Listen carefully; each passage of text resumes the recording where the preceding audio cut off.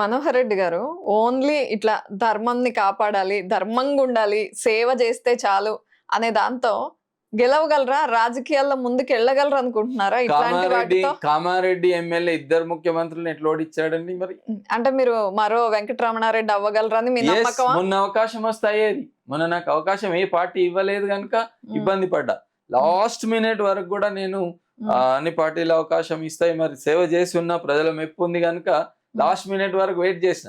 కానీ నాకు ఇది లేదు, బాధ లేదు. ఎందుకంటే ఓ 5 ఏళ్ళు లేట్ అయింది కావచ్చు, కానీ మార్పు అనేది చేయాలి తప్పకుండా.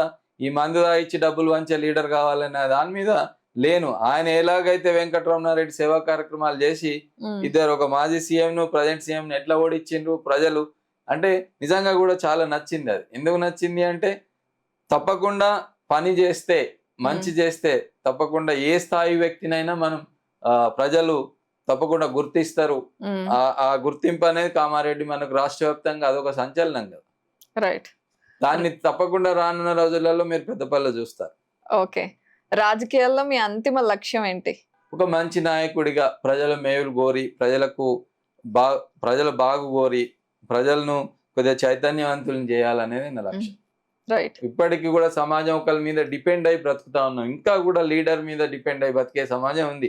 ఇంత ఎడ్యుకేషన్ వచ్చింది, 21st సెంచరీ అంటున్నాం, ఏఐ అంటున్నాం, ఆర్టిఫిషియల్ ఇంటెలిజెన్స్ వచ్చింది.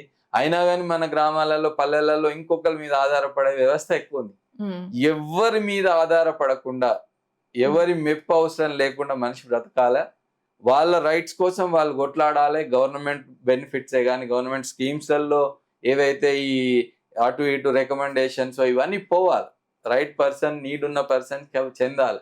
ఆ విధంగా ఆ మార్పు రావాలని కొట్లాడడానికే రాజకీయాలలో ఉన్న. తప్పకుండా నాలాంటి వ్యక్తులు ఎక్కువ మంది ఇంకా రాజకీయాలలోకి రావాలి. రాజకీయాలలోకి రావడానికి భయపడొద్దు.